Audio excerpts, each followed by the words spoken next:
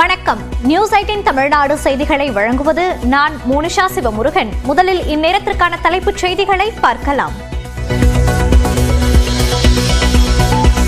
புதுச்சேரியில் நடைபெற்ற பொதுக்குழு கூட்டத்தில் பாமக இளைஞரணி தலைவராக மகள்வழி பேரன் முகுந்தனை நியமிப்பதாக அறிவித்த நிறுவனர் ராமதாஸ். கட்சியின் தலைவர் அன்புமணி எதிர்ப்பு தெரிவித்ததால் பரபரப்பு. இது நான் உண்டாக்குற கட்சி. நான் சொல்றத கேட்கலன்னா யாரும் இந்த கட்சியில இருக்க முடியாது.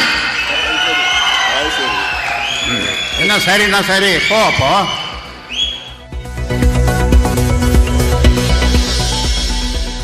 நான் எடுத்த முடிவுதான் கட்சியின் முடிவு. விருப்பமில்லாதவர்கள் கட்சியிலிருந்து விலகிக் கொள்ளலாம் என கூறிய ராமதாஸ். சென்னை பனையூரில் உள்ள புதிய கட்சி அலுவலகத்தில் தன்னை சந்திக்கலாம் என அன்புமணி பேச்சு. சென்னையில் பனையூரில் எனக்கு ஒரு அலுவலகம் நான் வச்சுருக்கிறேன். ஒரு புதுசாக ஒன்று ஆரம்பிச்சிருக்கிறேன். அங்கே வந்து எல்லாம் என்னை பார்க்கலாம். பனையூரில் சென்னை பனையூரில் அலுவலகம் ஒன்று திறந்திருக்குது. 3வது தெருவில் வச்சிருக்குது.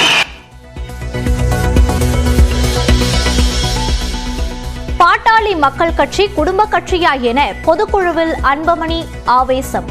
கட்சிக்கு வந்து 4 மாதங்களில் முகுந்தனுக்கு பதவி வழங்க எதிர்ப்பு. முகுந்தன் மீண்டும் சொல்றேன், மாநில இளைஞர் சங்க தலைவராக நியமிக்கப்படுகிறார்.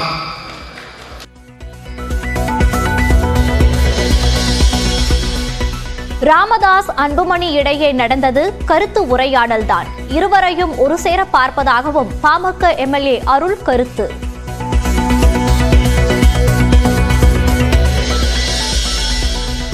அண்ணா பல்கலைக்கழக மாணவி பாலியல் வன்கொடுமை தொடர்பாக சிறப்பு புலனாய்வு குழு நியமனம். 3 பெண் IPS அதிகாரிகள் விசாரிப்பார்கள் என உயர்நீதிமன்றம் அறிவிப்பு.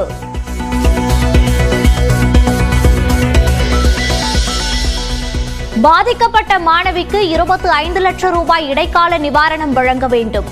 FIRல் தனிப்பட்ட விவரங்கள் வெளியானதால் உயர்நீதிமன்றம் ஆணை.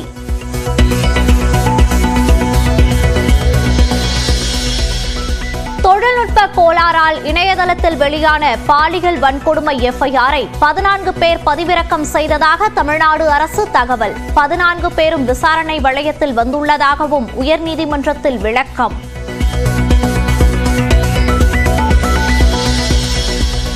அண்ணா பல்கலைக்கழகத்தில் ஆளுநர் RN ரவி 1.5 மணி நேரம் ஆய்வு. பாதுகாப்பு ஏற்பாடுகள் குறித்து மாணவ மாணவிகளிடம் கேட்டறிந்தார்.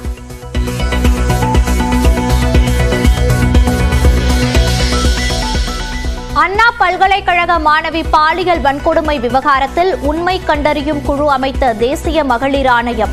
விசாரணை நடத்துவதற்காக நாளை மறுதினம் சென்னைக்கு வரும் 2 நபர் குழு.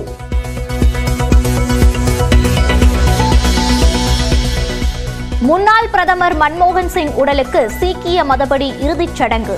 அரசு மரியாதையுடன் உடல் தகனம்.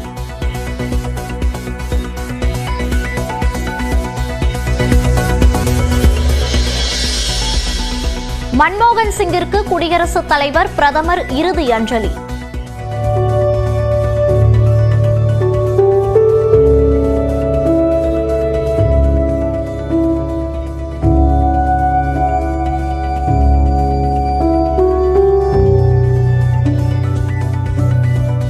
ராகுல் காந்தி, மல்லிகார்ஜுனா கார்கே உள்ளிட்டோரும் மரியாதை.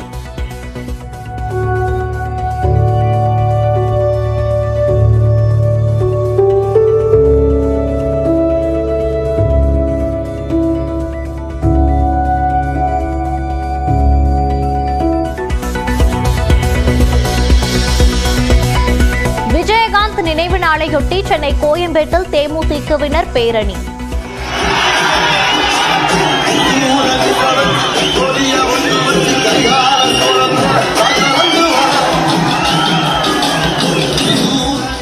நினைவிடத்தில் கண்ணீர் மல்க பிரேமலதா மரியாதை.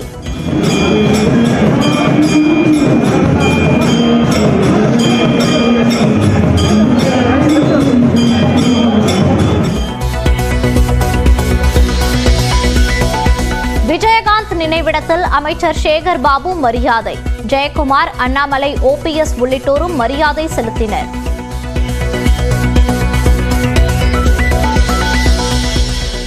திருவண்ணாமலையில் பண்ணை வீட்டில் இருந்த ஒரே குடும்பத்தை சேர்ந்த 4 பேர் விஷமருந்தி தற்கொலை. முக்தி அடைவதாக கூறி தற்கொலை செய்து கொண்டதாக தகவல்.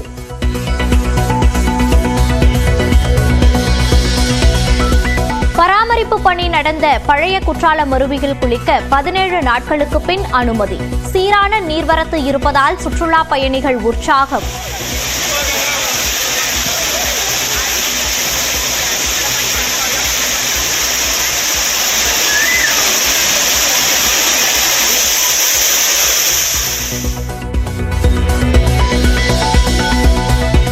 திருநெல்வேலியில் அமரன் வெளியான திரையரங்கில் பெட்ரோல் குண்டு வீசப்பட்ட சம்பவத்தில் மேலும் 2 பேர் கைது. 5 இடங்களில் தீவிரவாத தடுப்பு பிரிவு காவலர்கள் சோதனை.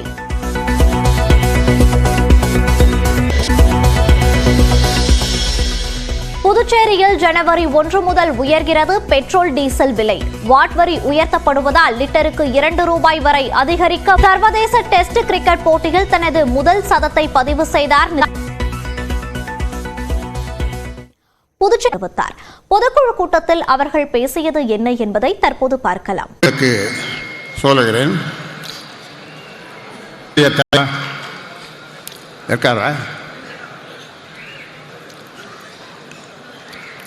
மோகன்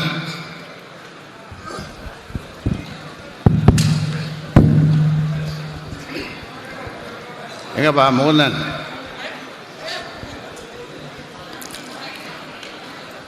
மாநில இளைஞர் சங்க தலைவராக அறிவிக்கிறேன். அவருக்கு எல்லா வகையிலும் உதவியாக இருப்பதற்காக நான் அறிவிக்கிறேன். எங்கப்பா ஊதம் போயிட்டாங்க. அதனால் இன்றையிலிருந்து அவர் அந்த பொறுப்பை ஏற்று மாநில இளைஞர் சங்க தலைவர் பொறுப்பை ஏற்று அன்புமணிக்கு உதவியாக எனக்கா? ஆமாம், எனக்குலாம் வேணாம். அவனுக்கு இப்போ தான் 4 மாதம் வந்தான் கட்சியில். 4 மாதத்துக்கு முன்னாடி வந்திருக்கிறான். அவனுக்கு இளைஞர் சங்கம்னா என்ன அனுபவம் இருக்குது அவனுக்குலாம்? என்ன நல்ல திறமையாக வேணும்னு வந்த உடனே போய் அப்புறம் இளைஞர் சங்க பொறுப்பில் போட்டு நான் சொல்கிறது தான். நான் சொல்றதை கேட்கலன்னா யாரும் இந்த கட்சியில இருக்க முடியாது. கேட்கலன்னா யாரும் இந்த கட்சியில இருக்க முடியாது. என்ன சரின்னா சரி, போ அப்போ. தலைவராக நியமிக்கப்படுகிறார். கை தட்டுங்கப்பா. இன்னொன்று போடு குடும்பத்தில். அவ்வளோ நன்றி. யார் சொல்றது?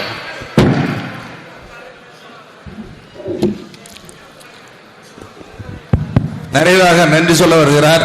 இந்த அதாவது சென்னையில் பனையூரில் எனக்கு ஒரு அலுவலகம் நான் வச்சுருக்கிறேன். ஒரு புதுசாக ஒன்று ஆரம்பிச்சிருக்கிறேன். அங்கே வந்து எல்லாம் என்னை பார்க்கலாம். பனையூரில் சென்னை பனையூரில் அலுவலகம் ஒன்று திறந்துருக்குது. 3வது தெருவில் வச்சுருக்கு. ஃபோன் நம்பர் தான். ஃபோன் நம்பர்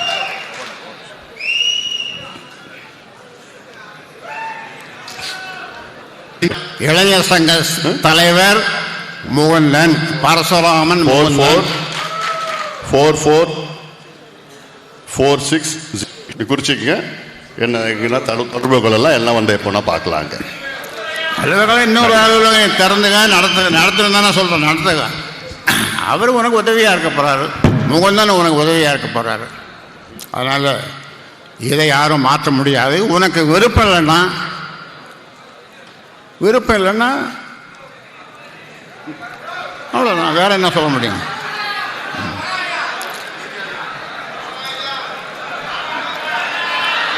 முகுந்தன் தலைவர். நான் சொல்றதுதான் கேட்கணும். நான் ஆரம்பித்த கட்சி. நான் என்ன சொல்றேனோ அதுதான் செய்யணும் எல்லாரும். அப்படி விருப்பம் இல்லாதவர்கள் விலகிக் கொள்ளுங்கள். யாராக இருந்தாலும் விருப்பம் இல்லாதவர்கள், என் பேச்சை கேட்காதவர்கள் விலகிக் கொள்ளலாம். பாமக பொதுக்குழு கூட்டத்தில் நடந்தது சாதாரண உரையாடல் தான் என பாமக எம்எல்ஏ அருள் விளக்கம் அளித்துள்ளார். ஒரு சாதாரண ஒரு உரையாடல் ஐயா அவர்களுக்கும் சென்னை அவர்களுக்கும் ஏற்படும் ஒரு உரையாடல். இது இது ஒரு கருத்து இல்லை, கருத்து மோதல் இல்லை. அதான் இது மட்டும் இன்றைக்கு 2.5 கோடி வன்னிய மக்களாகட்டும், தமிழ்நாட்டில் இருக்கிற பாட்டாளி சொந்தங்களாகட்டும், எல்லாருமே நாங்கள் எப்படி பார்க்குறோம்னா ஐயாவையும் எங்கள் அண்ணன் அன்புமணி ராமதாஸ் ஒரு சேர தான் பார்க்குறோம். இதில் எந்த மனமாச்சரியமுமே கிடையாது. இது ஒரு கட்சினா கட்சி கட்டுப்பாடு வேணுங்கிறதான் ஐயா சொல்லுவாங்க. இப்போ பாட்டாளி மக்கள் கட்சியை பொறுத்தவரையிலே எங்கள் ஐயாவுடைய குரல் தான் எங்கள் சென்னையாவுடைய குரல், எங்கள் சென்னையாவுடைய குரல் தான் எங்கள் ஐயாவுடைய குரல்.